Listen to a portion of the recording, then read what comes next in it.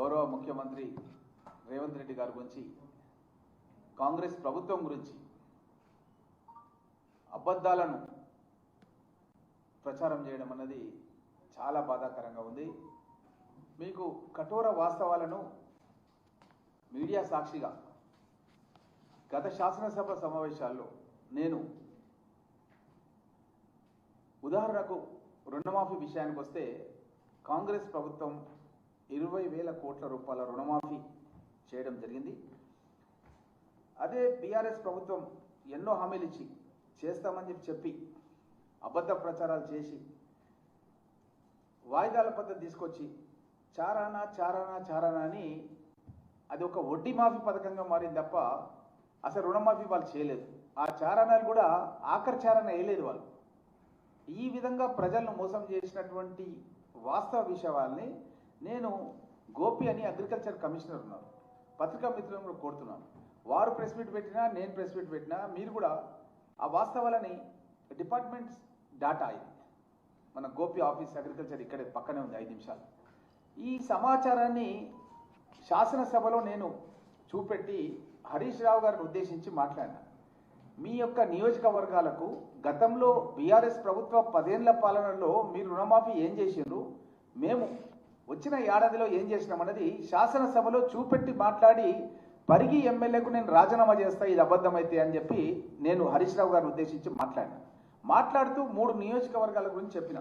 దాంట్లో గజ్వేల్ నియోజకవర్గానికి గతంలో 143 కోట్ల రూపాయలు బీఆర్ఎస్ ప్రభుత్వంలో రుణమాఫీ చేస్తే రేవంత్ రెడ్డి గారు ముఖ్యమంత్రి అయిన తర్వాత 240 కోట్ల రూపాయలు వచ్చిన తొలి ఏడాదిలోనే అంత లోపలనే 240 కోట్ల రూపాయలు ఆగస్టు 15 కల్లా గజ్వేల్ కాన్స్టిట్యున్సీ గత ముఖ్యమంత్రి కాన్స్టిట్యున్సీకి వాళ్ళు 143 ఇస్తే 240 కోట్ల రూపాయలు అంటే దగ్గర 100 కోట్లు అధికంగా గత ముఖ్యమంత్రి నియోజకవర్గానికి కూడా ఆ పార్టీ ఈ పార్టీ ఆ ఎమ్మెల్యే ఈ ఎమ్మెల్యే లేకుండా పారదర్శకంగా రుణమాఫీ చేసిన గణాంకాలను ఇది ఆర్టీఐ ద్వారా కూడా మీరు కూడా తీసుకోవచ్చు పత్రికా మిత్రులు.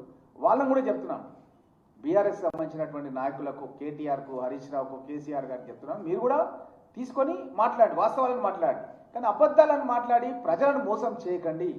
అదేవిధంగా సిద్దిపేట నియోజకవర్గానికి వస్తే గతం లోపల బీఆర్ఎస్ ప్రభుత్వం లోపల 96 కోట్ల రూపాయలు రుణమాఫీ అయితే 180 కోట్ల రూపాయలు కాంగ్రెస్ ప్రభుత్వం వచ్చిన తొలి సంవత్సరంలో ఆగస్టు 15 కల్లా 180 కోట్ల రూపాయలు అంటే ఆల్మోస్ట్ డబల్. వాళ్ళు ఇచ్చిన రుణమాఫీ కంటే డబల్ ఇచ్చినాం. మేము రికార్డు ప్రకారం మాట్లాడుతున్నాం. నేను కూడా ఏమంటున్నా అంటే కేటీఆర్ని కానీ హరీష్ రావు గారిని కేసీఆర్ గారిని మొన్న మీరు ఏదో జగిత్యాలలో మీటింగ్ పెట్టి కూడా కేసీఆర్ రుణమాఫీ కాలేదన్నాడు.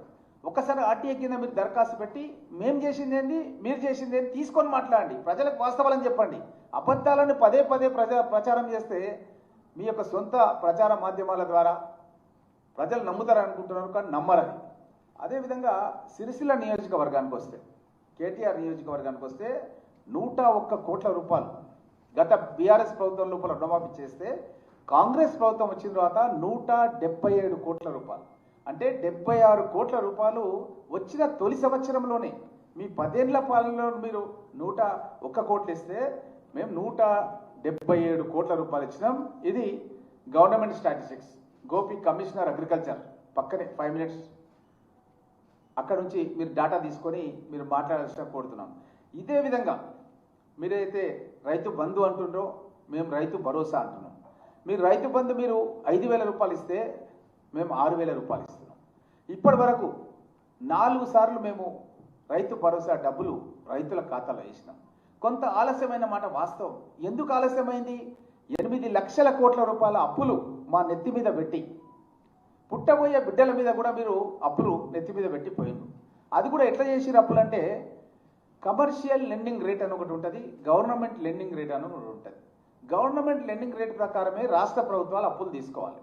కానీ వ్యాపార సంస్థలు ఏదైతే తీసుకుంటారో అప్పులు అట్లా 12%, 13%, సాధారణంగా 5, 6, 7% తీసుకుంటారు ప్రభుత్వాలు ఏదైతే లోన్ తీసుకుంటారో రాష్ట్ర ప్రభుత్వాలు. కానీ మీరు ఈ విధంగా 8 లక్షల కోట్ల రూపాయలు అప్పు చేసి 40,000 కోట్ల రూపాయలు కాంట్రాక్టర్ల డ్యూస్ పెట్టి, అదేవిధంగా ప్రభుత్వ ఉద్యోగులకు ఇవ్వాల్సినవి కూడా వేల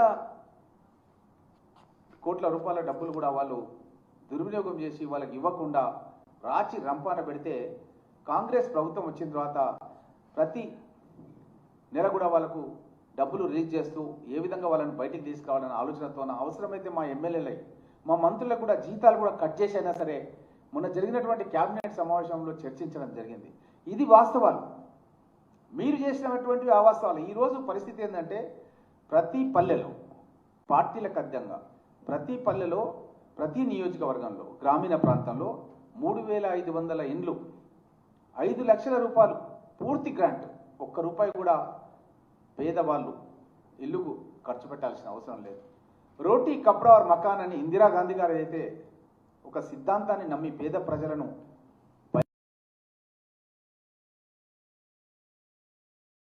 పెట్టి వాళ్ళకు కూడా 12,000 రూపాయలు వాళ్ళకు డబ్బులు వచ్చే విధంగా, రైతులు ఎవరన్నా ఉంటే రైతులకు కూడా ఏడాదికి 6,000 రూపాయలు అయితే 6 నెలలకోసారి ఇస్తూ ఏడాదికి 12,000 రూపాయలు ఇచ్చే విధంగా, వాళ్ళకంటే 1000 రూపాయలు 6 నెలలకోసారి ఎక్కువ ఇచ్చే విధంగా పథకాన్ని తీసుకొచ్చినాం. ఆ ఇల్లు సంసారం సుఖంగా ఉండాలని కరెంటు కూడా ఉచితంగా ఇస్తున్నాం. ఆ ఇంటికి కరెంటు కూడా 1800 రూపాయలు అయితే దగ్గర 200 యూనిట్లు ఖర్చు అయితే ఉచితంగా కరెంట్ ఇస్తున్నాం. కరెంట్ ఇవ్వడమే కాకుండా ఆ ఇంట్లో ఉండే కుటుంబ సభ్యులు ఒక మంచి నాణ్యమైన భోజనం చేయాలని వారికి కూడా సోనా మసూరి బియ్యాన్ని ఇస్తున్నాం. ఒక్కొక్క కుటుంబానికి 30-35 కిలోల బియ్యాన్ని, సోనా మసూరి బియ్యాన్ని ఉచితంగా ఇస్తున్నాం. ఒక్క రూపాయి కూడా లేకుండా పార్టీలకు అత్యంగా లక్షలాది రేషన్ కార్డులు అడిగిందే తడువుగా ఇప్పుడు కూడా ఇస్తున్నాం. అంటే రేషన్ కార్డులు ఇచ్చే ప్రక్రియను నిరంతర ప్రక్రియగా మార్చినాం. వాళ్ళలాగా కాదు, ఎక్కడైతే బై ఎలక్షన్లు ఉంటాయో అక్కడ రేషన్ కార్డులు ఇవ్వడం అది వారి యొక్క దినచర్య. మేము ఇప్పుడు కూడా మీ సేవా కేంద్రంలో అప్లై చేస్తే వెంటనే వారం 15 రోజుల్లో రేషన్ కార్డు వచ్చేస్తుంది వాళ్ళకు. ఈ విధంగా రేషన్ కార్డులు ఇచ్చి వాళ్ళకు ఉచితంగా భోజనం పెట్టి వాళ్ళ ఇంటికి కరెంటు ఉచితంగా ఇచ్చి, ఇంట్లో ఉండే రైతులైతే వాళ్ళకు రుణాలు మాఫీ చేసి, రైతులు పెట్టుబడి సాయంగా రైతు భరోసా డబ్బులు ఇచ్చి, రైతు కూలీలైతే ఇందిరమ్మ ఆత్మీయ భరోసా కింద వాళ్ళకు 12,000 రూపాయలు ఒక్కొక్క వ్యక్తికి, జాతీయ గ్రామీణ ఉపాధి హామీ పథకంలో ఎవరైతే మహిళ ఉంటారో ఆ కుటుంబ యజమానురాలు ఆమె పేరు మీద ఇస్తున్నాం. ఈ డబ్బు కూడా ఆత్మీయ భరోసా కింద వాళ్ళ ఖాతాకి ఇస్తున్నాం. ఈరోజు ఈ యొక్క కేటీఆర్, హరీష్ రావు, కేసీఆర్ ఈరోజు వాళ్ళు మాట్లాడుతున్నారు. మీరు ఈరోజు ఏ గ్రామానికన్నా వెళ్ళండి తెలంగాణ రాష్ట్రంలో 80-90% సీసీ రోడ్లు వేసే కార్యక్రమాన్ని పూర్తి చేసినాం. ఎక్కడికి వెళ్ళినా సరే సీసీ రోడ్లు కనబడుతున్నాయి. ఇంకా ఇప్పుడు నెక్స్ట్ మేము చేయబోయే కార్యక్రమం అండర్ గ్రౌండ్ డ్రైనేజ్ కూడా అయిపోతున్నాం. ఇదే కాకుండా హ్యామ్ పథకం కింద ప్రతి పల్లెకు ప్రతి తాండకు కూడా బీటీ రోడ్ అయిపోతున్నాం. దీనికి సంబంధించిన మీరు చేసిన నిర్వాహకం మూలంగా కాంట్రాక్టర్లు ఎవరు కూడా ముందుకు రాకపోతే reserve bank of India counter guarantee ఇచ్చే ప్రక్రియ స్టార్ట్ చేసినాం. వాళ్ళు కౌంటర్ గ్యారంటీ ఇవ్వడం మూలంగానే కాంట్రాక్టర్లు ముందుకు వచ్చి అగ్రిమెంట్ చేసిండ్రు. ఈ యొక్క 2.5 సంవత్సరాల లోపల తెలంగాణ రాష్ట్రంలో ఉన్న ప్రతి పల్లెకు ప్రతి తాండకు గ్రామ పంచాయతీ కార్యాలయం వరకు గ్రామం వరకు ఈ యొక్క గేట్ దగ్గర నుంచి బీటీ రోడ్ వేసే కార్యక్రమం చేస్తాం. గతంలో బీటీ రోడ్ వేసి ఏదైనా ఖరాబ్ అయిందంటే దాన్ని రీబీటీ కూడా చేస్తాం. ఈ విధంగా గ్రామాలను అభివృద్ధి చేస్తూ గ్రామ పంచాయతీ బిల్డింగ్ కడుతూ గ్రామంలో ఉండే మహిళా సంఘాలకు ప్రతి గ్రామంలో కూడా మహిళా సంఘం బిల్డింగ్ కన్స్ట్రక్షన్ పూర్తిగా వచ్చింది. వారం రోజుల్లో ఇనాగ్రేషన్స్ ఉన్నాయి. ఇది ప్రతి గ్రామంలో నేను చెప్పేది, ఆ గ్రామం ఈ గ్రామం కాదు. అదే కాకుండా మహిళలు పనిచేయడానికి ఒక వర్క్ షెడ్ కూడా మహిళా సంఘ భవనానికి పక్కనే ఒక వర్క్ షెడ్, వాళ్ళు ఒక వర్క్ చేసుకొని వాళ్ళు పని చేసినటువంటి ఏదైతే పదార్థాలు కానీ మెటీరియల్ కానీ ఏదైనా ఉంటే మార్కెట్లో అమ్ముకోవడానికి మాదాపూర్ దగ్గర వాళ్ళకు ఒక మంచి కోట్ల రూపాయలు వ్యయం చేసినటువంటి షాప్స్ కూడా మహిళా సంఘాలకు ఇచ్చి, పెట్రోల్ బంక్స్ ఇచ్చి, వాళ్ళకు బస్సులు ఇచ్చి, ఆర్టీసీ డిపోలతో వాళ్ళకు కాంట్రాక్ట్ ఏర్పాటు చేసి ఈ విధంగా మహిళలను కోటీశ్వరులు చేయాలన్న తపనతో ఒక లక్ష్యంతో కాంగ్రెస్ ప్రభుత్వం ఈరోజు పనిచేస్తడం. ఏ గ్రామానికైనా వెళ్ళి చూడండి, ఆ గ్రామంలో అభివృద్ధి కార్యక్రమంలో గత 10 ఏళ్లలో ఏ విధంగా జరిగినాయి, మేము వచ్చిన 2.5 సంవత్సరాల్లో మార్పు ఏ విధంగా జరిగిందన్నది కళ్ళకు కనబెట్టేట్టుగా కనబడుతున్న సందర్భం లోపల అక్కడ వారి యొక్క కేటీఆర్ యొక్క చెల్లెలు ఏదైతే కొత్తగా పార్టీ పెట్టి టీఆర్ఎస్ పార్టీ అని చెప్పి ఆమె ఎప్పుడైతే అనౌన్స్ చేసిందో అప్పటి నుంచి కేటీఆర్కు మైండ్ దొబ్బింది. ఆయన ఏం మాట్లాడుతుండో ఆయనకే అర్థమవుతలేదు. చెల్లెల పార్టీ తన పార్టీని ఎక్కడ మింగేస్తుందో అన్న భయం, ఆ ఘోష ఆయన మాటల్లో కనబడుతుంది. ఈ యొక్క అక్కడక్కడ చిన్న చిన్న చేరికలని అవన్నీ ఇవన్నీ చేస్తే అది ఎవరు కూడా పట్టించుకునే పరిస్థితుల్లో కూడా లేరు. ఈ యొక్క మునిగిపోయే పడవ లాంటిది ఇప్పుడు ఉన్నటువంటి బీఆర్ఎస్ పార్టీ. ఈ బీఆర్ఎస్ పార్టీలో చిల్లుబడ్డాయి, ఆ పడవ కూడా చిల్లుబడ్డాయి, దాంట్లో చేరేటోళ్ళు కూడా ఎవరు లేరు. మీ నాయకుడు బీఆర్ఎస్ నుంచి ఏదైతే ఫామ్ హౌస్ బీఆర్ఎస్ పార్టీ నడిపిస్తున్నాడో ప్రజలు ఎట్లా నమ్ముతారు? 2.5 సంవత్సరాలు అయిపోయింది, ఆయన ఉంటున్న నివాసం ఫామ్ హౌస్. ఫామ్ హౌస్లో ఉండి ప్రజలకు సంబంధించిన కష్టాలు తెలుసుకోకుండా ఎక్కడో ఒక దగ్గర అప్పుడో ఇప్పుడో ఒక మీటింగ్ పెడితే ప్రజలు ఎట్లా నమ్ముతారు? మీరు గతంలో చేసినవి, నేను గతంలో సిఎల్పి కార్యదర్శిగా ఉన్నాను, జానారెడ్డి గారు సిఎల్పి లీడర్గా ఉండి 2014 లోపల మీరు ఖమ్మం జిల్లాలో మిర్చి రైతులకు బేడీలు వేసి రోడ్ల మీద తిప్పుతున్న దృశ్యాలు రైతు కూలీలకు వాళ్ళ కళ్ళల్లో చెదిరిపోయిన విధంగా రైతాంగానికి, తెలంగాణ రైతాంగానికి అందరు కూడా కనబడుతున్నాయి. మీరు ఎప్పుడో ఒకసారి వచ్చి ఏదో మాట్లాడితే ప్రజలు నమ్ముతారని చెప్పి అనుకుంటున్నారు. ఇతను కేటీఆర్ ఏమనుకుంటుండంటే కేసీఆర్ ఒక రైతు బాంధవ్యుడు, ఆయన ఏదో మాట్లాడితే ఓట్లు పడతాయి అనుకుంటున్నాడు. ఆయన మాట్లాడితే ఓట్లు పడడం కాదు, ఒక్క ఎంపీ సీట్ రాలేదు. మీకు అందరు కూడా తెలిసిన విషయమే. మీ యొక్క పార్టీ పరిస్థితులు ఏ విధంగా ఉన్నాయి, మొన్న మున్సిపల్ ఎన్నికల్లో మీకు ఎంత శాతం ఓట్లు వచ్చినాయి, ఏ విధంగా మీ సర్పంచ్ ఎన్నికల్లో ఏ విధంగా ఉంది పరిస్థితి, అన్ని అందరూ కూడా ప్రజలు గమనిస్తున్నారు. మీ పరిస్థితి ఏ దారి దిగజారిపోయింది అనేది కూడా దిగజారుతున్నారు. ఏ విధంగా అయితే మీ యొక్క కుటుంబం కూడా ఆస్తుల గురించి కీచులాడుకునే పరిస్థితి ఎందుకు వచ్చింది అని కూడా ప్రజల లోపల చర్చ ఆల్రెడీ స్టార్ట్ అయింది. కాబట్టి రైతు గురించి, రైతు బంధు గురించి కేటీఆర్ మాట్లాడితే జోకర్ లాగా మాట్లాడుతున్నట్టుగా ఉంది. మా గౌరవ ముఖ్యమంత్రి రేవంత్ రెడ్డి గారు రోజుకు 18 గంటలు కష్టపడి ప్రజల గురించి, ప్రజలకు ఇచ్చినటువంటి మాటల గురించి, ఏదైతే 6 గ్యారంటీలు ఇచ్చినామో 6 గ్యారంటీలు నిలుపుకోవడానికి అహోరాత్రులు పనిచేయడం అనేది చూస్తున్నాం. ప్రతి నియోజకవర్గంలో కూడా యంగ్ ఇండియా ఇంటర్నేషనల్ స్కూల్ అనేది కన్స్ట్రక్షన్ నడుస్తుంది. ఉదాహరణకు నా కాన్స్టిట్యున్సీ పరిగి తీసుకుందాం. నేను ఇన్వైట్ చేస్తున్నాను పత్రికా మిత్రులను, మన సిఎల్పి నుంచి, గాంధీ భవన్ నుంచి. మీరు ఒకసారి రండి. మీరు ఎప్పుడు చెప్తే అప్పుడు నేను టైం ఇస్తా. పరిగిలో ఇప్పుడు నేను చెప్తున్న పనులన్నీ కూడా జరుగుతున్నాయి, మీకు నేను చూపిస్తాను. యంగ్ ఇండియా ఇంటర్నేషనల్ స్కూల్ 200 కోట్ల రూపాయలతో శరవేగంగా కన్స్ట్రక్షన్ అనేది పరిగి మున్సిపల్ లిమిట్స్ లోపల కన్స్ట్రక్షన్ అవుతుంది. అదేవిధంగా ప్రతి నియోజకవర్గంలో తెలంగాణ పబ్లిక్ స్కూల్ అనేది ఉన్న స్కూళ్ళనే దాన్ని అడాప్ట్ చేయించుకొని ఆ స్కూల్ని పెద్ద ఎత్తున డెవలప్ చేసి మేధావులను తయారు చేయాలనే ఉద్దేశంతో, లక్ష్యంతో మరొక స్కూల్ని కూడా ఐడెంటిఫై చేయమని ఎమ్మెల్యేలందరూ కూడా పార్టీలకు విధంగా ప్రభుత్వం తరఫున, విద్యాశాఖ తరఫున లెటర్స్ వచ్చినాయి. నేను కూడా పరిగిలో నెంబర్ 1 స్కూల్ అని ఉంది, ఆ నెంబర్ 1 స్కూల్ని పబ్లిక్ స్కూల్గా, తెలంగాణ పబ్లిక్ స్కూల్గా దాన్ని అడాప్ట్ చేయడం జరిగింది. ఈ తెలంగాణ పబ్లిక్ స్కూల్ కింద అడాప్ట్ చేయడం మూలంగా ఏంటంటే ఆ విద్యార్థులకు ఫ్రీ బస్, ఎట్లయితే మనం మహిళలకు బస్సు ఇస్తున్నామో విద్యార్థులకు అందరూ కూడా ఫ్రీ బస్తో పాటు వాళ్ళకి షూజు, బుక్స్, బట్టలు, బ్రేక్ఫాస్ట్, లంచ్ అన్నీ కూడా ప్రొవైడ్ చేయడం జరుగుతుంది. డే స్కూల్ అనమాట. హాస్టల్ ఒకటి ఉంటుంది దానికి. ఎందుకంటే హాస్టల్ ఉండేది మనం యంగ్ ఇండియా ఇంటర్నేషనల్ స్కూల్లో schedule caste, schedule tribe, backward classes and minority students నలుగురికి మనం హాస్టల్స్ పెట్టి నడిపిస్తున్నాం. ఇది డే స్కూల్. ఈ డే స్కూల్ కూడా ఇవన్నీ కూడా సౌకర్యాలు కల్పిస్తున్నాం తెలంగాణ పబ్లిక్ స్కూల్. ఇది విద్యాపరంగా ఇన్ని కార్యక్రమాలు చేస్తూ గతం లోపల బీఆర్ఎస్ వాళ్ళు పరిగి హాస్పిటల్, ఒక ఉదాహరణ చెప్తున్నా, ఇది అన్ని కాన్స్టిట్యున్సీలో సేమ్, హాస్పిటల్ కడతామని చిలాపలకాలు వేసారు, ఒక్క ఇటుక పెట్టలేదు. రేవంత్ రెడ్డి గారు ముఖ్యమంత్రి అయిన తర్వాత 28 కోట్ల రూపాయలు పెట్టి హాస్పిటల్ నిర్మాణం శరవేగంగా పరిగిలో అభివృద్ధి చెందుతుంది. 100 పడకల ఆసుపత్రి. అంటే తేడా బీఆర్ఎస్ ప్రభుత్వానికి, కాంగ్రెస్ ప్రభుత్వానికి తేడా అయిందనేది నేను సాక్ష్యాధారాలతో నేను మీకు అందరు కూడా డాటా ఇచ్చి మిమ్మల్ని ఆహ్వానిస్తున్నాను. మీరు ఎప్పుడు చెప్పినా సరే నేనే ఇక్కడ బస్సు పెట్టి మిమ్మల్ని అందరూ తీసుకెళ్ళి ఇవన్నీ కూడా చూపించి తీసుకొస్తాను.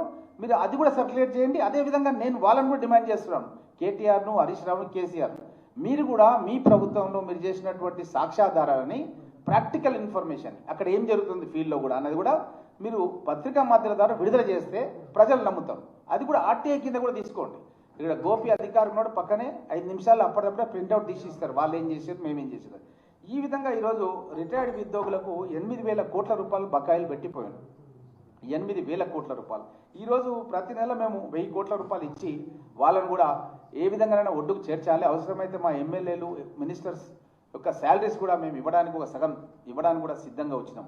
ఒక ఇందిరమ్మ ఇల్లు కట్టాలంటే 5 లక్షల రూపాయలు ఇస్తున్నాం. నేను మహారాష్ట్రకు పోయినాను, అక్కడ ఇన్ఛార్జ్గా ఉండి పార్టీ కార్యక్రమాల్లో భాగంగా పోయినప్పుడు వాళ్ళు ఆదిలాబాద్ నుంచి బార్డర్ కాన్స్టిట్యున్సీస్, ఈ యొక్క హింగోలి పార్లమెంట్ కింద వచ్చే కాన్స్టిట్యున్సీ ఉంటాయి, ఆ పార్లమెంట్ నేను ఇన్ఛార్జ్ ఉండి అక్కడ వెళ్తే 5 లక్షల రూపాయలు ఇల్లు కడుతున్నామంటే వాళ్ళు తెలుగు మాట్లాడతారు మంచిగా.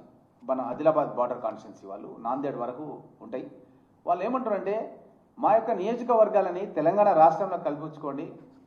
ముఖ్యమంత్రి గారు చెప్పండి, మా దగ్గర ఈ పథకాలు లేవు, మా దగ్గర లాడ్కీ పైన ఒక చిన్న స్కీమ్కే చాలా మంది ప్రజలు అదైనరు, మీ దగ్గర ఒక్కొక్కరికి 5 లక్షల రూపాయలు ఇల్లు ఇచ్చి వాళ్ళకు భోజనం సోనా మసూరి బియ్యం ఇచ్చి 30 కిలోలు కరెంటు ఉచితంగా ఇచ్చి వాళ్ళ రుణాలు మాఫీ చేసి వాళ్ళకు రైతు భరోసా కింద డబ్బులు ఇచ్చి భూమి లేని నిరుపేదలకు ఇందిరమ్మ ఆత్మీయ భరోసా 12,000 రూపాయలు ఇచ్చి మహిళా సంఘాలకు వడ్డీ లేని రుణాలు లక్షల కోట్ల రూపాయలు వడ్డీ లేని రుణాలు ఇస్తూ ఈ విధంగా జీరో ఇంట్రెస్ట్కు వాళ్ళను కూడా మహిళా సంఘాలను ఎంకరేజ్ చేస్తూ వాళ్ళకు బిల్డింగ్స్ కట్టిస్తూ వాళ్ళకు వర్క్ షెడ్లు నిర్మాణం చేస్తూ గ్రామం అంతా సీసీ రోడ్స్ వేస్తూ హైమాస్ లైట్లు పెడుతూ ఇంత పెద్ద కార్యక్రమాలు ఎక్కడ కూడా జరుగుతాయి అన్న విషయాన్ని వాళ్ళు ఎక్కడికి వెళ్ళినా సరే చర్చ చేస్తారు.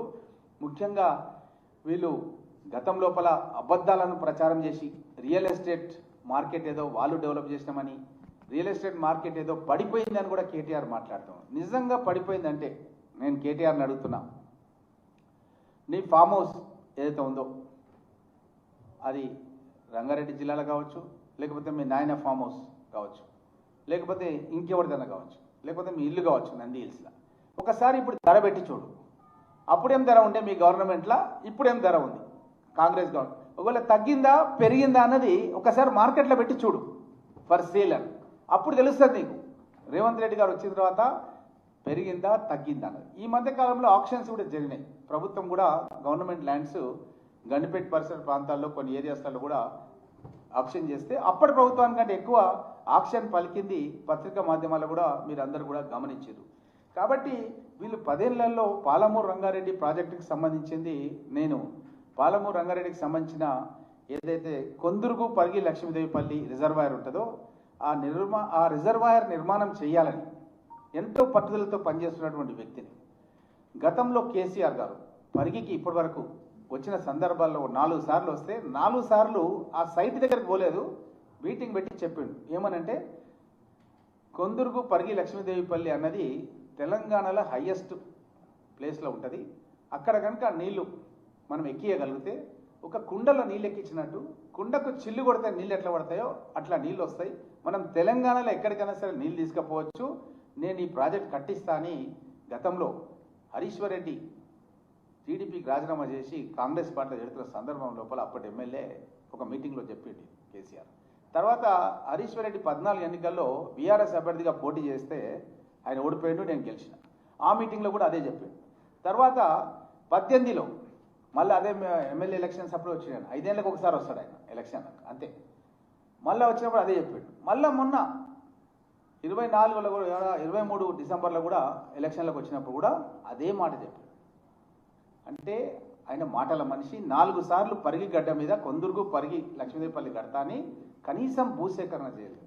ఉద్దండాపూర్ జడ్చర్ల దగ్గర ఉన్న వాళ్ళకు నిర్వాసితులకు డబ్బులు ఇవ్వకుంటే ముఖ్యమంత్రి రేవంత్ రెడ్డి గారే నిర్వాసితులకు డబ్బులు ఇస్తున్నాడు. ఈ విధంగా వాళ్ళు చేస్తే నేనేం చేసినంటే ఆ రోజు జిల్లా అధ్యక్షునిగా, వికారాబాద్ జిల్లా కాంగ్రెస్ పార్టీ అధ్యక్షునిగా రేవంత్ రెడ్డి గారిని, ఉత్తమ్ కుమార్ రెడ్డి గారిని, బట్టి విక్రమార్క గారిని ఆ యొక్క ప్రాజెక్ట్ సైట్కి తీసుకెళ్లి జిల్లా అధ్యక్షునిగా జిల్లాలో ఉన్న రైతాంగాన్ని అందరూ కూడా తీసుకెళ్లి మా ప్రాంతం లోపల వికారాబాద్ కానీ, చేవెళ్ళ కానీ, పరిగి కానీ, తాండూరు కానీ, మా పక్కన షాద్నగర్ కానీ ఈ నియోజకవర్గాలు వ్యవసాయం పైన ఆధారపడ్డాయి. ఇక్కడ ప్రాజెక్ట్ కట్టాలని ప్రతిపక్షంలో ఉండి పాలకపక్షం పైన మేము డిమాండ్ చేసినాం, కట్టుమని డిమాండ్ చేసినాం, కానీ వాళ్ళు కట్టలేదు, ప్రాజెక్టు స్థలానికి కూడా రాలేదు. ఇప్పుడు మేము కట్టలేదని అడుగుతున్నారు వాళ్ళు. 7th ఫిబ్రవరి రోజు పరిగిలో నేను మున్సిపల్ ఎన్నికల నేపథ్యంలో జిల్లా సంబంధించిన మీటింగ్ పరిగిలో పెట్టడం జరిగింది. ఆ మీటింగ్ లోపల ముఖ్యమంత్రి గారు ఆల్రెడీ ఇరిగేషన్ డిపార్ట్మెంట్కు కలెక్టర్కు ఆదేశాలు ఇచ్చారు.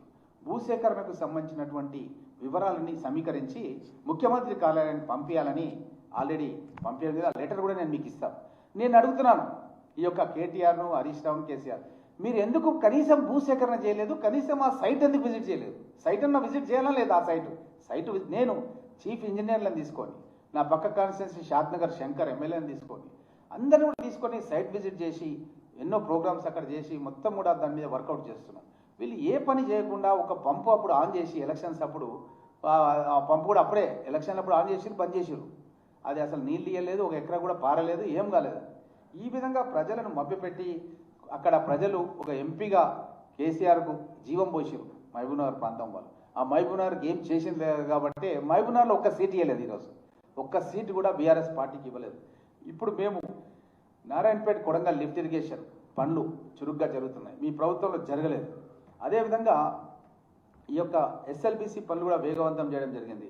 కాబట్టి ఈరోజు ఈ యొక్క పింక్ మీడియాలో కేటీఆర్ ఎన్ని డ్రామాలు చేసినా, ఎన్ని ప్రెస్ మీట్లు పెట్టినా ఎవ్వరు కూడా ప్రజలు నమ్మే పరిస్థితులు లేరు. ఎందుకంటే మీరు 8 లక్షల కోట్ల రూపాయలు అప్పు చేసి మా నెత్తి మీద పెడితే 3.5 లక్షల కోట్ల రూపాయలు కాంగ్రెస్ ప్రభుత్వం రేవంత్ రెడ్డి గారి నేతృత్వంలో మళ్ళీ అప్పులు చేసి, మీరు చేసిన అప్పులకు మేము కిస్తులు కడుతున్నాం, అదేవిధంగా మిత్తి చెల్లిస్తున్నాం. అందుగురించి ఈ ఆలస్యం అవుతుంది తప్ప వేరే విషయం కాదు. అయినప్పటికీ కూడా గర్వంగా చెప్తున్నాం, దేశంలో ఏ ముఖ్యమంత్రి ఏ రాష్ట్రంలో కూడా చేయని విధంగా తెలంగాణ రాష్ట్రంలో ప్రజలకు ఇన్ని పథకాలు దాన వీర శూర కర్ణ ఏ విధంగా ఉంటాడో ఆ విధంగా చేస్తున్నాడు. నువ్వు కుంభకర్ణుడు అని చెప్పి మా ముఖ్యమంత్రి అయితే అంటున్నావో, కుంభకర్ణుడు మీ నాయన ఎవరు? కేసీఆర్. ఎందుకంటే నిద్రపోతున్నాడు, ఫామ్ హౌస్లో ప్రతిపక్ష నాయకుడిగా ఉండి నిద్రపోతున్నవాడు కేసీఆర్ మీ నాయన. నువ్వు సోషల్ మీడియాలో పోస్టులు పెట్టుకుంటూ పోతున్నావు, మేము అభివృద్ధి చేసుకుంటూ పోతున్నాం.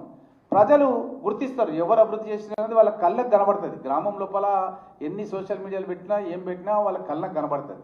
ఇప్పుడు నేను చెప్తున్నా ఈ వాస్తవాలు. నేను ఈరోజు మన ప్రెస్ మిత్రులందరినీ కోరుతున్నాను, వాళ్ళు చెప్పిన రోజు నేను పరికి తీసుకెళ్ళి నేను చెప్తున్న విషయాలన్నీ కూడా మీకు అక్షర సత్యాలుగా ప్రూవ్ చేస్తా. ఇది నా కాన్స్టిట్యున్సీలే కాదు, తెలంగాణ రాష్ట్ర వ్యాప్తంగా గవర్నమెంట్ పాలసీ ప్రకారం ప్రతి కాన్స్టిట్యున్సీలో డెవలప్మెంట్ అవుతుంది. అదేవిధంగా పరిగి నుంచి షాద్నగర్ పోవాలంటే 4 లైన్ల రహదారి నడుస్తుంది, పని శరవేగంగా నడుస్తుంది. పరిగి నుంచి షాద్నగర్ పోవాలంటే, పరిగి నుంచి వికారాబాద్ పోవాలంటే 4 లైన్ల రహదారి శరవేగంగా అభివృద్ధి పనులు జరుగుతున్నాయి. అదేవిధంగా పరిగికి రీజనల్ రింగ్ రోడ్ అనేది పరిగి నియోజకవర్గానికి రావడం జరిగింది. రీజనల్ రింగ్ రోడ్ అనేది దగ్గర 35,000 కోట్ల రూపాయల ప్రాజెక్ట్ అది. ఆ రీజనల్ రింగ్ రోడ్ చుట్టూ కూడా ఒక రింగ్ రైల్ కూడా వస్తుంది, ట్రైన్ ఫెసిలిటీ కూడా వస్తుంది. ఎట్లయితే మెట్రో ఉందో అట్లాంటి వసతి కూడా రాబోతుంది. ఈ మొత్తం 35,000 కోట్ల రూపాయలని గ్రామీణ ప్రాంతాలు పరిగి నుంచి సంగారెడ్డి పోవాలన్నా, పరిగి నుంచి షాద్నగర్ నియోజకవర్గం నుంచి వరంగల్ పోవాలన్నా, నల్గొండ పోవాలన్నా, కరీంనగర్ పోవాలన్నా సిటీ ట్రాఫిక్ను టచ్ చేయకుండానే అవుట్స్కట్స్ నుంచే జిల్లాల వాళ్ళు వెళ్ళే విధంగా ఒక దూరదృష్టితో గౌరవ ముఖ్యమంత్రి రేవంత్ రెడ్డి గారు ఆలోచన చేసి గత ప్రభుత్వంలో మీరు చేయని పని 670 కోట్ల రూపాయలు భూసేకరణ గురించి మన నార్త్ రోడ్డుకి ఆల్రెడీ కేటాయించడం జరిగింది. క్యాబినెట్ ద్వారా ఆమోదం తీసుకొని ఎనీ టైం వర్క్ కూడా స్టార్ట్ అయ్యే పరిస్థితి ఉంది. దానికి ఎన్హెచ్ఏ కేంద్ర ప్రభుత్వం వాళ్ళు కూడా నెంబర్ కూడా ఇవ్వడం జరిగింది. మన యొక్క రీజనల్ రింగ్ రోడ్కి నెంబర్ కూడా ఇవ్వడం జరిగింది. మరి మీరు నెంబర్ తెచ్చిర్రా, భూసేకరణ డబ్బులు కట్టిర్రా అని నేను కేటీఆర్ను అడుగుతున్నాను. మీరు ఏం చేయలేదు, చేస్తుంటే అన్నీ కూడా అడ్డు తగిలి చేస్తున్నారు. అదే కాకుండా అప్పా జంక్షన్ నుంచి మన్నెగూడ వరకు 300 మంది చనిపోయారు. కర్ణాటక పోవాలన్నా, తాండూరు పోవాలన్నా, వికారాబాద్ పోవాలన్నా, పరిగి పోవాలన్నా, చెవెల పోవాలన్నా, కొడంగల్ పోవాలన్నా ఇదే రోడ్డు మీదకి వెళ్ళి పోవాలి. 300 మంది రైతులు చనిపోయారు. అక్కడ ఆలూరు దగ్గర కూరగాయలు అమ్ముతుంది. కూరగాయలు అమ్మేటోళ్ళు రోడ్డు మీద ఉంటుంది కాబట్టి చాలామంది, నేను కూడా ఒకసారి ఫ్యామిలీతో పోయేటప్పుడు కూరగాయలు కొనుక్కున్నాను. ఓసారి ఒక లారీ వచ్చి గుద్దితే అమ్మేటోళ్ళు చనిపోయినారు, కొనడానికి వచ్చినప్పుడు కూడా పాపం మిడిల్ క్లాస్ ఫ్యామిలీ చనిపోవడం జరిగింది. కనీసం మీరు విజిట్ చేసిండ్రా? నేను ఒకసారి గౌరవ ముఖ్యమంత్రి గారితో పాటు కొడంగల్ పోయి రిటర్న్ వచ్చేటప్పుడు చూపించిన వెహికల్లో ఇక్కడ ఆలూరు దగ్గర యాక్సిడెంట్ అయ్యి చనిపోయినారు ఇట్లా అని చెప్తే, ఎందుకు ప్రాబ్లం ఏంది అని అడిగింది సీఎం గారు. అడిగితే చెప్పిన ఇట్లా గ్రీన్ ట్రిబ్యునల్లో కేసు వేసారు, ఈ రోడ్డు పనులు జరగొద్దని. ఆ రోడ్డుకు బ్యానియన్ ట్రీస్ మర్రి చెట్లు ఉన్నాయి, నిజాం గవర్నమెంట్ పెట్టిన మర్రి చెట్లు చాలా వటవృక్షాల్లాగా తయారున్నాయి. ఆ వటవృక్షాల్లో చాలా జీవరాశులు ఉంటున్నాయి, పక్షులు ఉంటున్నాయి, దాంట్లో గూళ్ళు కట్టుకొని ఉంటున్నాయి. ఈ చెట్లు కొట్టేస్తే పక్షులు నిరాశలు అయితే అన్న ఉద్దేశంతో ఈ పర్యావరణవేత్తలు కోట్లకు కేసేసారు అని చెప్పిన. మరి నువ్వు వాళ్ళని తీసుకురా నా దగ్గరికి, మనం మాట్లాడి వాళ్ళను కన్విన్స్ చేద్దాం అన్నాడు సీఎం గారు. నేను తీసుకొచ్చి మాట్లాడి ముఖ్యమంత్రి గారి దృష్టికి తీసుకొచ్చి ఆ పర్యావరణవేత్తలకు ఒక ప్రోగ్రాం ఇచ్చిన. ఏమి ఇచ్చిన అంటే, రోడ్డు మధ్యలో 800 చెట్లు ఉన్నాయి, ఆ చెట్లు యథావిధిగా ఉంచుతాం, ఎడమకు కుడికి రోడ్లు వేస్తాం. ఏవైతే అడ్డదిడ్డంగా చెట్లు 150 చెట్లు ఉన్నాయి, ఆ 150 చెట్లను తీసి రోడ్డు పక్కలకు తీసుకొచ్చి ట్రాన్స్లోకేట్ చేస్తామని చెప్పి నేను ప్రతిపాదన ఇచ్చాను. నేను ఫస్ట్ నా నివాసాన్ని పిలుచుకున్న ముఖ్యమంత్రి గారి ఆదేశాలతో ముఖ్యమంత్రి గారి కార్యాలయం తీసుకెళ్ళి మాట్లాడిపించి వాళ్ళతో రైటింగ్లో విత్డ్రా చేయించిన కేసు గ్రీన్ ట్రిబ్యునల్లో వేయించి విత్డ్రా చేయించి, ఆ రోజు అజారుద్దీన్ గారు ప్రమాణ స్వీకారం ఉంది రాజ్భవన్ రోడ్లో. అదే రోజు ఆర్డర్ వచ్చింది. ఆర్డర్ రాగానే ముఖ్యమంత్రి గారు చెప్పిన పక్కన ఇలా ఆర్డర్ వచ్చింది అంటే వెంటనే ముఖ్యమంత్రి గారు ఫోన్ చేసి అధికారులను ఆదేశించారు, ఇదే రోజు పని స్టార్ట్ చేయాలి అంటే. నేనే పోయి మొయినాబాద్ దగ్గర తాజ్ హోటల్ అని ఉంటుంది, నేనే పోయి అక్కడ టెంకాయ కొట్టి పనులు స్టార్ట్ చేయించిన. పనులు శరవేగంగా జరుగుతున్నాయి. మీరు ఒక్కసారి వీలుంటే ఆ సైడ్ ఎప్పుడైనా వెళ్తే మన మిత్రులు ఉంటే కనుక్కోండి. అసలు నేను అనుకుంటా రాష్ట్రంలో ఏ రోడ్డు పనులు అంత వేగంగా జరుగుతలేవు, అంత వేగంగా జరుగుతున్నాయి. 1000 కోట్ల రూపాయల పనులు ఇంకొక 5-6 నెలలు అయితే సగం పనులు యాక్టివిటీలోకి వచ్చేస్తాయి. ఇంకొక సగం పనులు ఇంకొక 6 months లోపల కంప్లీట్ అయిపోతాయి. ఇంత వేగంగా పనులు జరిపిస్తున్నాం. వాళ్ళు 10 ఏళ్ల కాలంలో ఎక్కడేసిన గొంగలు అట్లనే అన్నట్టుగా కనీసం వాళ్ళని పిలిచి మాట్లాడలేదు. ఎవరైతే కేసులు వేసినారో వాళ్ళని పిలిచి కూడా మాట్లాడలేదు. నేను ఒక సాధారణ శాసనసభ్యునిగా ఉండి ముఖ్యమంత్రి గారి దృష్టికి తీసుకెళ్ళి ముఖ్యమంత్రి గారి ఒక చొరవతోన వాళ్ళను విడ్రా చెప్పించి రోడ్డు పనులు నడిపిస్తున్నాం. మీరు చేయలేదే గతం లోపల. అదేవిధంగా మన దేశ సార్వభౌమాధికారాన్ని కాపాడతామని శాసనసభ్యులుగా, పార్లమెంటు సభ్యులుగా, మంత్రులుగా, ముఖ్యమంత్రులుగా, ప్రధానమంత్రులుగా మనమంతా ప్రమాణ స్వీకారం చేస్తాం. అదేవిధంగా మా దగ్గర ఒక నేవీకి సంబంధించిన ప్రాజెక్టు, మా పరిగి కాన్స్టిట్యున్సీలో 3000 కోట్ల రూపాయలతో నేవీ ప్రాజెక్ట్ ఒకటి శాంక్షన్ అయింది. గత ప్రభుత్వంలోనే శాంక్షన్ అయింది. అది మా పరిగి ప్రాంతం ఎట్లుంటుందంటే హైయెస్ట్ ప్లేస్, సముద్ర మట్టానికి సుమారు 520 మీటర్ల హైట్లో ఉంటుంది. ఈ హైట్ నుంచి ఏంటంటే ఏ సముద్ర భూభాగంలోకైనా సరే యాక్సెస్ ఉండాలంటే ఇట్లా ఒక 3 టవర్స్ ఏర్పాటు చేస్తారు అక్కడ. ఇది ఒక 1/2 కిలోమీటర్ ఉంటుంది. మనం సీ లెవెల్ నుంచి ఒక 1/2 కిలోమీటర్ ఉంటాం. 1 కిలోమీటర్ హైట్లో ఉంటాం సీ లెవెల్కి, సముద్ర మట్టానికి. ఇక్కడ నుంచి మనకు సముద్ర గర్భం లోపల మనకు జలంతర్గాములు ఉంటాయి. ఈ సబ్మెరైన్స్ అంటారు ఇంగ్లీష్లో. ఈ సబ్మెరైన్స్కి యాక్సెస్ కావాలంటే మన మెసేజ్ ఇచ్చినా, మాట్లాడాలన్నా, ఏం చేయాలన్నా సరే ఇన్స్ట్రక్షన్స్ ఇచ్చినా ప్రైమ్ మినిస్టర్ కానీ, డిఫెన్స్ మినిస్టర్ కానీ వార్ టైం లోపల ఆ ఇన్స్ట్రక్షన్స్ ఇవ్వడానికి ఒక ఫెసిలిటీ కమ్యూనికేషన్ అనేది అవసరం. ఈ ప్లేస్లోనే సెట్ అవుతుంది. 20 ఏళ్ళ నుంచి వాళ్ళు అడుగుతున్నారు ఇవ్వాలని. గత ప్రభుత్వంలోనే ఇవ్వడం జరిగింది. కేసీఆర్ తను ముఖ్యమంత్రిగా ఉన్నప్పుడే కేంద్ర ప్రభుత్వం నుంచి అభ్యర్థన వచ్చింది, ఇచ్చేసాడు. ఇచ్చిన తర్వాత ఆయనకు ఒక వాస్తు శాస్త్రజ్ఞుడు చెప్పిందంట కేసీఆర్, ఏమనంటే నీ కొడుకు ముఖ్యమంత్రి కావాలంటే ఇప్పుడున్న సెక్రటరియట్లో ఉన్న ఏ ముఖ్యమంత్రి కొడుకు, అది ఎన్టీ రామారావు కావచ్చు, చెన్నారెడ్డి కావచ్చు, భవనం వెంకటరావు కావచ్చు, కోట్ల విజయభాస్కర్ రెడ్డి గారు కావచ్చు, అంజయ్య కావచ్చు, ఎవరైనా కావచ్చు, ఏ ముఖ్యమంత్రి కొడుకు కూడా ముఖ్యమంత్రి ప్రస్తుత సెక్రటరియట్ నుంచి కాలేదు. కాబట్టి మనం ఇక్కడ నుంచి పాలన కొనసాగించొద్దు. ఏదైతే తిరుమల వెంకటేశ్వర స్వామి ఆలయం ఉందో ఆలయం లాంటి వాస్తు, అంటే ఆ భూమికి చుట్టుముట్టు మాడవీధులు ఉండాలి. ఆ మాడవీధులు ఉన్న ప్రాంతం ఏదంటే బైసన్ పోలో గ్రౌండ్ అని సికింద్రాబాద్లో ఉంది. అది నైసర్గికంగా ఇట్లా పోయి ఇప్పుడు పని స్టార్ట్ చేస్తే తిరుమల ఆలయం ఎట్లుందో అట్లాంటి మన సెక్రటరియట్ అక్కడ కట్టొచ్చు. అది కేంద్ర ప్రభుత్వ ఆధీనంలో డిఫెన్స్ ల్యాండ్లో ఉంది. కాబట్టి మీరు ఎలాగైనా చేసి ఆ ల్యాండ్లో మీరు సెక్రటరియట్ కట్టండి అని ఆయనకు ఒక వాస్తుశాస్త్రజ్ఞుడు చెప్పాడు. అది చెప్పినప్పటి నుంచి ఏం చేసిండు, ప్రధానమంత్రి దగ్గరికి పోయినప్పుడు ఒక 5-6 ఇంపార్టెంట్ లెటర్స్ ఇస్తుండే అప్పుడు కేసీఆర్ ముఖ్యమంత్రిగా. దాంట్లో మొట్టమొదటిది ఏంటంటే బైసన్ పోలో గ్రౌండ్ మాకు ఇవ్వాలి. పోయినప్పుడల్లా ఒకే ఒక లెటర్ ఇస్తే తీసుకుంటారు వాళ్ళు, వాళ్ళ అధికారులకు ఇస్తే అధికారులు మళ్ళీ ఇక్కడికి డిఫెన్స్ అధికారులకు పంపిస్తే వాళ్ళు ససే మీరా అనేవాళ్ళు. ఎందుకంటే అది వాళ్ళు రన్నింగు, జంపింగు, ఎక్సర్సైజ్ చేసే ప్లేస్. అది ఆ ప్లేస్ని ఎప్పుడు కూడా ఇవ్వరు. ఎందుకంటే శరీర దారుణ్యం అన్నది మన ఆర్మ్ ఫోర్సెస్కి, మిలిటరీకి చాలా అవసరం. వాళ్ళు బలంగా గట్టిగా ఉంటేనే మన దేశాన్ని కాపాడగలుగుతాం. వాళ్ళు ఎక్సర్సైజ్ చేయకుండా, ఫిట్నెస్ లేకుండా ఉంటే మన దేశాన్ని కాపాడలేరు. కాబట్టి దాని విషయంలో అప్పుడు కేంద్ర ప్రభుత్వం ఒప్పుకోకుంటే ఆయన ఏం చేసిందంటే పగబట్టి నా ప్రాంతం లోపల ఏదైతే ప్రాజెక్టుకు 3000 ఎకరాల రిజర్వ్ ఫారెస్ట్ భూమిని నేవీ ప్రాజెక్టుకి ఇచ్చి దాన్ని అటవీ శాఖ అధికారులకు మౌఖిక ఆదేశాలు ఇచ్చారు. ఏమనంటే ఈ భూమిని మీ సరౌండింగ్స్ వాళ్ళకు చూపకండి నేవీ వాళ్ళకు అని ఆదేశాలు ఇస్తే, పాపం దేశ నలుగుల నుంచి ఉన్నత నేవీ అధికారులు రావాలి. నేను ఎమ్మెల్యేను సార్, ఎట్లనే చేసి ఆ భూమి బౌండరీస్ ఇప్పిస్తే మేము కాంపౌండ్ వాళ్ళు కట్టుకుంటేనే పని చేస్తాం, అప్పటి వరకు చెయ్యం, ఎందుకంటే ఆ భూమి ఎక్కడ ఉందో ఏం కథ మాకు తెలియదు అంటే ఎన్నోసార్లు నేను అప్పటి ముఖ్యమంత్రి కేసీఆర్ కలిస్తే ఆయన చెప్పింది ఏంటంటే మోడీ అడిగితే కూడా నేను ఇవ్వనని చెప్పిన అన్న మాట అక్కడ ఉన్నటువంటి ఉన్నతాధికారులు, ఎమ్మెల్యేలు, మంత్రుల ముందు చెప్పాడు.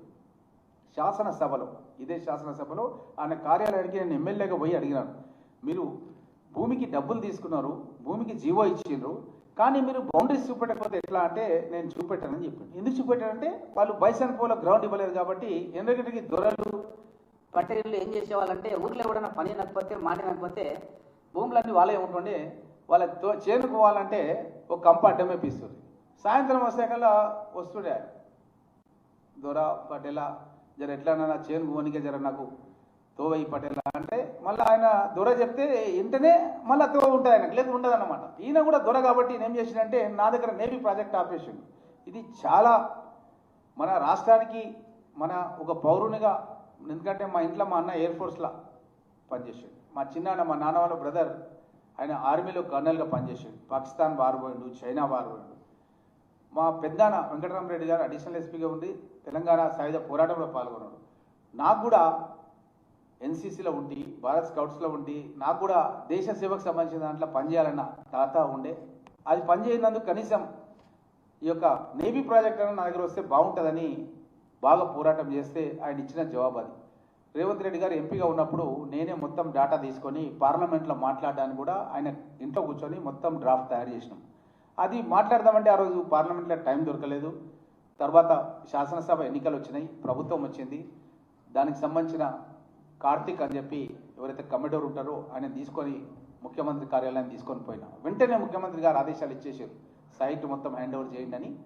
అప్పుడు రాజ్నాథ్ సింగ్ గారు కూడా వచ్చారు ఆ యొక్క కార్యక్రమం స్టార్ట్ చేయడానికి. ఇది కేంద్ర ప్రభుత్వం అయినా సరే నేవీ ప్రాజెక్టు మన రాష్ట్రం లోపల ఒక ప్రాజెక్ట్ వస్తుందంటే ఒక మణిరత్నం లాంటిది. అప్పుడు బట్టి విక్రమార్క గారు కూడా శాసనసభలో కాంగ్రెస్ పార్టీ పక్షాన ఈ ప్రాజెక్టు గురించి మాట్లాడడం జరిగింది. మన రాష్ట్రానికే మణిహారం లాంటి ఈ ప్రాజెక్టు మీరు ఎందుకు ఆపుతున్నారని గతంలో ప్రతిపక్షంగా ఉండి కూడా మాట్లాడడం జరిగింది. ఈ ప్రాజెక్టును మళ్ళీ కాంగ్రెస్ ప్రభుత్వం రాగానే స్టార్ట్ చేసినాం. ఒక BHEL, ఒక BDL, ఒక ఆర్డినెన్స్ ఫ్యాక్టరీ ఎట్లయితే ఉన్నాయో అట్లా ఒక టౌన్షిప్ వస్తుంది ఇప్పుడు అక్కడ టౌన్షిప్. ఆ టౌన్షిప్ రావడం మూలంగా అక్కడ మంచి స్కూల్స్, మంచి ఫెసిలిటీస్ రావడం మూలంగా వాతావరణం పరిగి కాన్స్టిట్యున్సీ వికారాబాద్ మొత్తం కూడా మారిపోతుంది. అక్కడ స్కూళ్ళలో కూడా మన పిల్లలకు అడ్మిషన్స్ ఇస్తారు. అక్కడ జాబ్స్లలో కూడా మన కోటా ఉంటుంది లోకల్స్కి. జాబ్లలో కూడా గవర్నమెంట్ ఆఫ్ ఇండియా శాలరీస్ ఎక్కువ ఉంటాయి, మనకు జాబ్స్ వస్తున్నాయి. 3,000 మందికి ప్రత్యక్షంగా పరోక్షంగా ఉద్యోగాలు వచ్చే దాన్ని కేటీఆర్ ఏం చేసిందంటే సోషల్ మీడియాలో కొంతమందిని హైర్ చేసుకొని నేవీ వాళ్ళు చెట్లు నరికేస్తారు, ఈ అరణ్యాన్ని నరికేస్తారని అబద్ధ ప్రచారం సృష్టించారు మీడియాలో. అవన్నీ తిప్పికొడుతూ దాన్ని స్టార్ట్ చేసి చెట్లు పెడుతున్నాం. దాన్ని ఈ మధ్యకాలంలో కోర్టు కూడా, హైకోర్టు, సుప్రీంకోర్టు అందరూ కూడా క్లియరెన్స్ ఇచ్చేసారు. నేవీ అనేది దేశానికి అవసరం, వాళ్ళు చెట్లు కొట్టడం లేదు, చెట్లు పెంచుతున్నారు అని చెప్పి కూడా కోర్టు ఆర్డర్ కూడా ఇచ్చింది ఈ మధ్యకాలంలో. ఈ విధంగా వీళ్ళు ప్రజలను ఏ విధంగా మభ్యపెట్టి మోసం చేస్తున్నారనే దానికి మీకు ఒక నేవీ ప్రాజెక్ట్ ఉదాహరణ ఇచ్చిన. ఒక అప్పా జంక్షన్ నుంచి మన వరకు నేషనల్ హైవే అయితే ఉండేనో జాతీయ రహదారి దానికి సంబంధించింది అదే ఉంది. ఇప్పుడు మన్నెగూడ నుంచి కూడా రావులపల్లి కొడంగల్ బార్డర్ వరకు కూడా, కర్ణాటక బార్డర్ వరకు కూడా DPR శాంక్షన్ కావడం జరిగింది. ఇది కూడా నేషనల్ హైవే కింద. ఆ DPR శాంక్షన్ అయితే అది కూడా ఇంకొక 1000 కోట్లు పెట్టి సేమ్ మన్నెగూడ వరకు అయితే జరుగుతుందో అక్కడ నుంచి కర్ణాటక బార్డర్ వరకు కూడా 4 లైన్లో రోడ్డు రావడం జరుగుతుంది. నేను రైల్వే మినిస్టర్ మునియప్ప గారు ఇప్పుడు కర్ణాటకలో తను మినిస్టర్గా ఉన్నాడు, సివిల్ సప్లైస్ మినిస్టర్గా 7 సార్లు పార్లమెంట్ గెలిచినాడు. నేను ఆయన నివాసానికి వెళ్ళి, నేను అప్పుడు ఎమ్మెల్యే కూడా కాదు, మా ప్రాంతానికి రైల్వే లైన్ రావాలని మల్లు అనంతరాముల నుంచి, మల్లు రవి దగ్గర నుంచి ఎంతోమంది పార్లమెంట్ సభ్యులు పోరాటం చేస్తే అది పెండింగ్లో ఉంది, మీరు ఒకసారి రావాలి మా కాన్స్టిట్యున్సీ కంటే నా కోరిక మేరకు పరిగికి వచ్చి నా నివాసం దగ్గరనే ఒక మీటింగ్ పెట్టి తప్పకుండా 50% ఫండ్ ఇస్తున్నాను. వికారాబాద్ నుంచి Naskal railway station, Parigi railway station, Kodangal, Narayanpet, Makthal Krishna line కలపడం జరుగుతుందని చెప్పిండు. కిరణ్ కుమార్ రెడ్డి గారు కూడా నైట్ హాల్ట్ ప్రోగ్రామ్ పెట్టి 50% ఫండ్ ఇచ్చింది. ఈ ముఖ్యమంత్రి కేసీఆర్ ఏం చేసిందంటే దాన్ని తొక్కిపెట్టి సిద్దిపేట రైల్వే స్టేషన్ తీసుకెళ్ళిపోయాడు. మేము సాధించిన railway funds Siddipet railway station అనేది మొన్న జరిగిన శాసనసభ ఎన్నికలకు 3 నెలల ముంగల ఇనాగ్రేషన్ చేసుకున్నారు.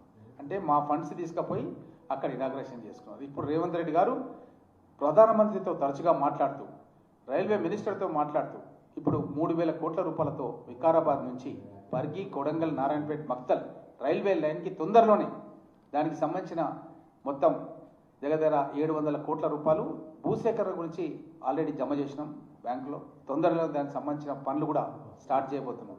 ఇవే కాకుండా ఒక రేడియల్ రోడ్ ఎగ్జిట్ 17 నుంచి ఒక రేడియల్ రోడ్ అన్నది ఒక 6 లైన్ రోడ్ని మన కొత్వాల్గూడ నుంచి, రాజేంద్ర నగర్ కాన్స్టిట్యున్సీ నుంచి మన హిమాయత్ సాగర్ వాటర్ పక్క నుంచి ఒక 15 మినిట్స్ మనం వాటర్ చూసుకుంటూ డ్రైవ్ చేస్తుంటాం ఆహ్లాదకరమైన వాతావరణంలో.